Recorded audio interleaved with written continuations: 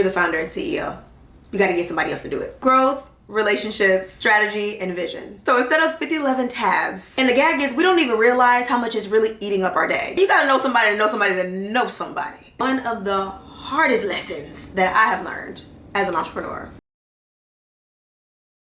Hey y'all, it's Kameron with a K. Welcome back to another YouTube video. Today is a good one because our friends over at HoneyBook is sponsoring today's video, and we're going to be talking about 4 ways for you to stop wasting time in your business. HoneyBook actually has a free guide that shares strategies for you to stop wasting time. So after this video, if you want to take things even further, definitely check the link down in the description box below so you guys can get that free guide, okay? The first way to stop wasting time in your business is to audit your time.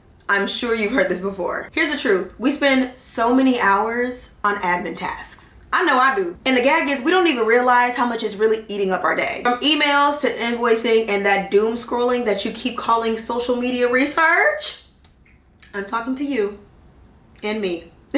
It all takes up so much of your time. So I had to be real with myself and really evaluate what I was spending my time doing. But I actually realized it wasn't even really me. Okay, sort of, but I realized it was my lack of having systems. And anyone in the business world, we hear systems this, systems that, systems here, system there, system for you, system for me, system for everybody. But for me, I realized it was systems around following up with client calls and team meetings. So I wanted to focus on those 2 tasks, and I only figured this out by auditing my time, okay? And this is where HoneyBook comes in. So instead of 50-11 tabs, notebook number 125, child, with handwriting I can barely read.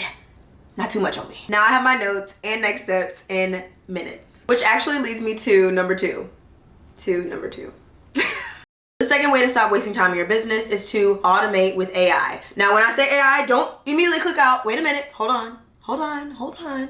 Let me explain myself. As a first-time tech founder and CEO, I have learned a lot about the tech industry, especially AI. I quickly realized I don't need to manually send out every single email, every follow-up, and I definitely don't need to be summarizing meeting notes when there's Miss AI around. Over the past several months, as a first-time startup founder, I'm realizing I need to focus on my CEO tasks, and we'll talk about those in a second. But HoneyBook has an AI meeting note taker, which is amazing, and it saves me so much time. HoneyBook's AI meeting note taker automatically creates a clean recap with all the key takeaways after calls. So for me, that means no more trying to piece together my scribbles, and my handwriting really is that bad, I promise. Friends, not too much in the comments. Now with HoneyBook, I can literally go back, see exactly what we discussed, and move forward without stress and confusion. Any other CEO knows a win is a win. Oh, I know I mentioned that it also helps me with my client follow-up.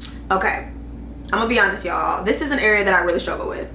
It's one of my weaknesses as a CEO, and I really want to do better with prioritizing following up with my clients. They are so important to me, and I want to make sure they feel that by me following up with all the information, all the good experiences that they had on the call, right? So I'm really glad that I can utilize AI to fill in that gap and help my weaknesses become my strengths. And you're able to do this with HoneyBook. HoneyBook allows you to set automations that will send a personalized thank you email. So now, not only do you strengthen those weaknesses, but you also now have that time back. You can focus on other tasks that need your attention. Speaking of focus, this leads me to number 3. The third way to stop wasting time in your business is to focus on moving the needle tasks. And what I mean by that is to really focus on those tasks that surround growth, relationships, strategy, and vision. Those are so important in any business. You have to learn to let your systems like HoneyBook and your team handle those admin tasks and the tasks that put you outside of your CEO mode. Because child, the longer you do this, the more you realize that not all tasks are created equal,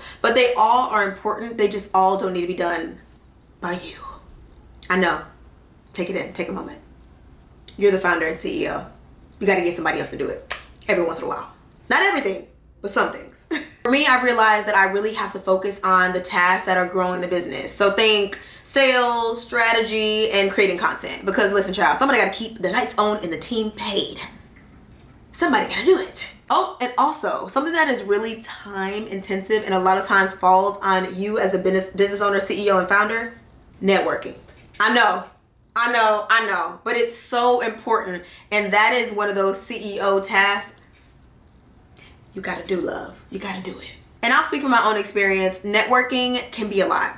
I'm not naturally extroverted, even though I'm like somewhere in between the introvert and the extrovert, but it can take a lot out of me. So I know if I'm doing all the other tasks that I should be letting my systems and my team do, I'm going to be drained when I'm at these events, when I need to be ready to network, ready to take in the information, ready to pitch my company, ready to hear and take in the lessons and understand and just become a better version of me through community. I need to be present. And for the industries I'm in, it's honestly like a major key to unlock a different level of success. And I'd argue most industries, if we're gonna keep it for real. I would actually love to hear your comments down below. What are your thoughts on networking? And do you feel like that's really important for every industry, or is it just to specific industries? Because I would argue it's for all of us. You gotta know somebody to know somebody to know somebody. Networking alone can be draining and time consuming. So you wanna make sure you have the ability to free up your time so you can focus on other aspects of your business. The fourth way is to delegate and outsource. I know I keep saying it, but seriously, your time is way too valuable to be buried in admin tasks. Whether it's using HoneyBook as a silent business partner or hiring actual team members, you're gonna have to delegate and outsource. Now the gag is, hiring has been one of the hardest lessons that I have learned as an entrepreneur. I had to realize that just because I can do something doesn't mean I should do something, and getting somebody else to do it actually unlocks a totally different level of success.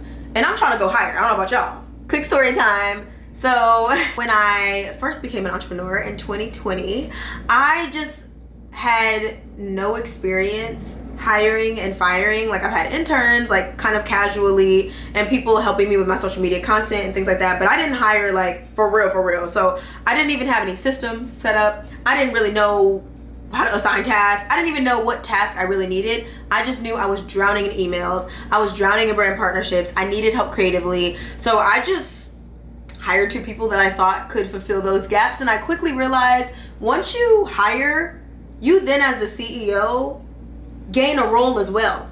You become a leader. You become a manager. And I had never learned those skills. So I quickly realized, oh, I need a business coach to help me help myself help these people. So what I did is I ended up getting a business coach, and she was amazing. And something that she had me do that I still do to this day is write out a long list of everything you do. Everything, small, big, little, like literally, y'all, write everything down.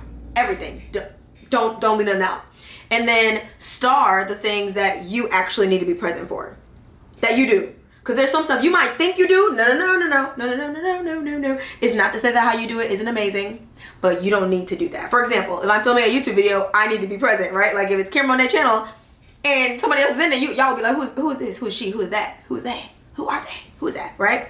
So there are some tasks that you actually physically need to be present for. That's what I started. Everything else is up for grabs. So then I started to allocate kind of certain skills with certain talents and certain things where it in itself started to create a job description. Also something that I didn't really know what I was doing, a job description. And then now we have AI, so like you don't have to do it alone. But anyway, that was one of my best lessons and hardest lessons in that season with how do I be a manager, how do I be a leader, and how do I make sure that the next time I hire, I already have a job description. I already have the tasks I need to do. It's not confusing for them or for me. So I keep this list. I still do it to this day. And we also have like SOPs, which are amazing too. But anyway, that's my little story time. Hiring truly feels like that extra push to go from hustling solopreneur to CEO. And I know some of you are hesitant with hiring because maybe you've had bad experiences, but never forget that you can go faster alone, but you can go further together. Delegate and outsource. Get somebody else to do it. So yeah guys, that is pretty much it for today's video. As we enter the last quarter of the year, let's keep these 4 things in mind so we're not wasting our time. Okay, rhyme.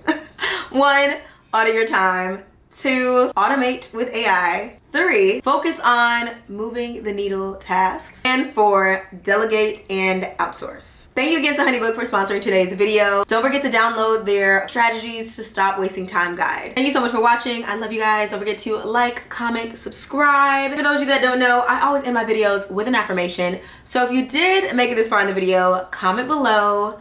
I lead with integrity and authenticity. Clock it. Run that back one time for the one time. If you made this far in the video, comment below this affirmation. I lead with integrity and authenticity because you are a CEO. You are a founder. You set the tone in your company. Let's set it right, okay? Love you guys, and I'll see you in my next video.